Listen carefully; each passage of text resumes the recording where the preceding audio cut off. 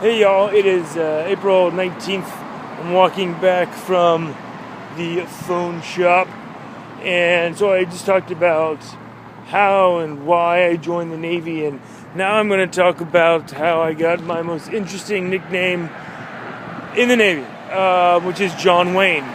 So, after I got out of school, I went to Europe with my best friend Patrick. What's up, Patrick? And we traveled around because they told me that I wasn't going to join the Navy, couldn't go into boot camp until January 5 of 2005. So I had time to kill, I had jobs and stuff like this. Anyway, so January 5, I was in Chicago and going to boot camp in the cold country there.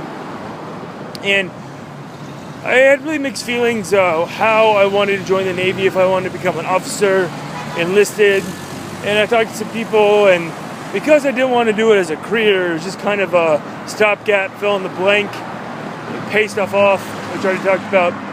So I said, okay, I'll join enlisted and just kind of see what it's like and try and get a good job, pays a lot of money. So I scored really well on my ASVAB. It's not a shocker, I guess. And so I was going to get a job. I was rated as a CTT. A rate means like an MOS or a job title. It's pretty freaking high. It has super secret clearance. That's not a technical term, super secret. Anyway, so that's how I went to boot camp as like a CTT recruit. And I was super excited because it's about breaking codes and listening to codes. And you're supposed to learn some really cool stuff. And advancement's pretty fast. So I was like, cool, this could really be a fun thing. So I went to boot camp with that in my mind. And when I got to boot camp, lots of push-ups. You've seen the movies. It's horrible. Anyway, but I had just gone out of college, and a lot of the heuristic values and critical thinking skills I learned in college were not really of use for me in boot camp. And I did a lot of extra push-ups. I mean, a lot of extra push-ups, which was great. I lost a considerable amount of weight, and I looked great. During this time in boot camp, I'm going to take the long way home because the story's long. We have these inspections, and these inspections are twofold. They are over your uniform, make sure your uniform looks good, and they also grill you about random Navy information. Who is this? What is that? So, in the Navy, at boot camp, the first day you go in there, and they say, everyone strip down and put everything you own into a box. And they send that box home. Yeah. And then they send that box home. And you're supposed to put everything besides like your social security card and your bank card of some sorts. Everything else, your jockey shorts, everything into the box. Well, there was a gentleman that said, yeah, I'm not going to do that. I'm not going to follow the rules. And he had a teeny cell phone, and I don't know where he hid it, but he hid it somewhere. Probably between his cheeks. Anyway, so we went to boot camp, and there was a guy with a cell phone. So about 4 or 5 weeks in, our drill instructors kind of started saying, like, things are weird. We're not coming together as a unit, and we really need to work harder. And I didn't understand. I've never done this before, but these guys are professionals. They had run many boot camp classes through this cycle, and they know what should and shouldn't happen. So, getting on the story, one night I was ironing. Every night you wake up in the middle of the night and you iron. Someone wakes you up, you iron your clothes, and you wake somebody else up. And while you're ironing, it's super weird. There's the red light on. There's someone walking around on guard because that's needed. That's a thing. And people talk in their sleep in boot camp because they're physically exhausted, they're mentally exhausted, and people talk. Sometimes they fall out of their rack. It's a weird thing, and it's very surreal. And one night I heard a guy just kind of like talking, like, baby, I love you, baby, I miss you. And that is very basic, normal stuff that you hear guys saying. Anyway, I didn't put any mind or reason to it, finished my ironing, went to bed. The next few days came about, and we were going to lunch, and there was a commotion going on. There was a very tall, bald, white guy named Crick. He was talking to a thin, somewhat tall, like 5'10", black guy named Johnson. I know, I can't make this up. Anyway, these guys have never really spoke before. They were having a pretty heated argument, and we're getting in line to go to lunch. Anyway, it came about that Johnson was the guy with the cell phone, and Crick had heard about it, and Crick wanted to use it, and Johnson said no. Anyway, so Crick decided to tell the petty officers, those are the drill instructors, about the cell phone. And so at lunch, there are lots of rules. Basically, you can do nothing but eat. That is the rule. You can't do anything. You can't talk. You learn a sign language for passing salt, pepper, and napkins. You can't talk. You're not really supposed to make eye contact. You're just there to eat the delicious, delicious pink cake there is. Anyway, so Crick took a napkin and wrote on the napkin, the petty officers know about the cell phone. This in itself is a huge breaking of the rules. Oh, and by the way, he was like third in command of all 80 of us, and so he should have not even done that. So he passed that along, and my name's Shannon, so I'm always at the end of the line. And I look at it, and I just kind of shake my head like, I don't care, this is stupid, I just want to get through this and get on with life. But most of these guys, they're 20, 19, this is a big deal. I'd already gone to college, I already seen most of Europe, kind of passé. Not saying like I'm better, it just felt passé, the whole thing. So, after lunch, we all go to the head, we all pee or poop, and there's always a big talk time. Anyway, a guy next to me in the urinal says, hey, did you see Crick's note about the cell phone? I said, yeah, what's it about? And he said, he's a cell phone, man. He's a cell phone. And I was like, okay, cool.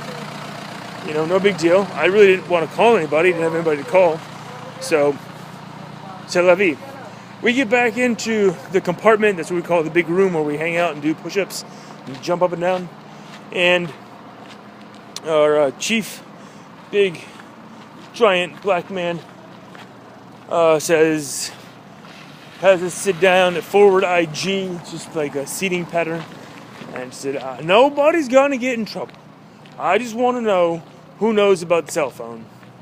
And all of us know, we all saw the note. And out of 80 of us, it was around 70 were stupid and rose our hands. Said, yeah, we know, we saw the note. And there's about 10 sneaky fuckers that just lied. I was not a sneaky fucker. So, we started an extreme amount of exercise after that while the investigation began and all the numbers were called and they contacted the phone company and it was just crazy. And we were just working out and they had Johnson sit there and they got him a soda or something and he just watched us pour sweat. So after this, I knew I was properly fucked. I knew it, I could smell it in the air. This had gone past the it's just between us, so many people knowing. And Crick did not speak up to say that he wrote the note, so we were all just done. And I knew this. Again, not super naive at this juncture. I'm like, we're all done. And so life continued on. In boot camp, we're still doing push-ups, but everything pretty much seemed now passé and meaningless because I know we're all boned. And we're going to go to what's called Captain's Mass, which is like court for the military. And we were going for non-judicial punishment, which means that we couldn't go to jail. They were just going to, take money away and other things. So before we go to Captain's Mass, we have one of these inspections. And again, we're just standing there, tall, clenching our butt cheeks and waiting for someone to come ask us some inane question like, who is the admiral of the South Fleet? There is no South Fleet. Anyway, so I'm kind of in my own head going like, why am I here? I came here to make money and pay off my loan. Now because of some stupid idiot that couldn't turn a cell phone, I'm now totally fucked. So I'm kind of in my own world. And while this is going on, there's a petty officer walking around asking people inane questions about the military. And suddenly, he is in my face. And he is a light-skinned black guy with freckles everywhere. It's the most freakiest thing I've ever seen in my whole life. And he just jumped in my face like a firecracker and just, you've seen the movies, they just bark at you. I have no idea what he said. So, in my head, I know I have to respond with something. And they tell us that the worst thing you can do is be silent. Come up with some answer, say it loud and proud, and own it, no matter what it is. So I'm sitting there like, damn it, I have no idea what he said. I was thinking about how fucked I was.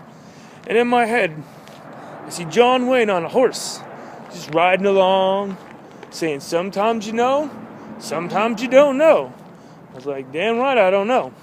So I just looked at him, mean mug, said, who is John Wayne, petty officer? Just ninja fucked him, right in the brain.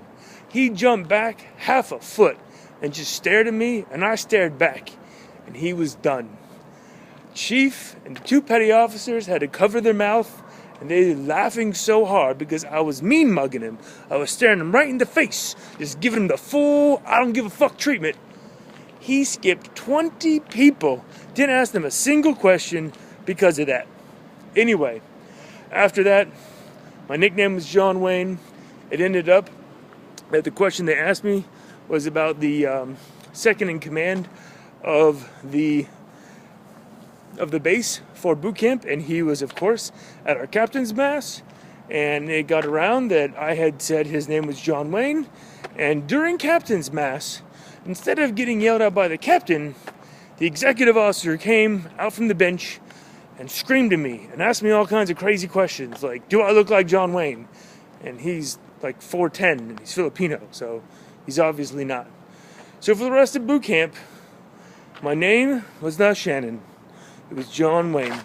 So from John Wayne, sometimes you know, sometimes you don't know. Have a great night, y'all.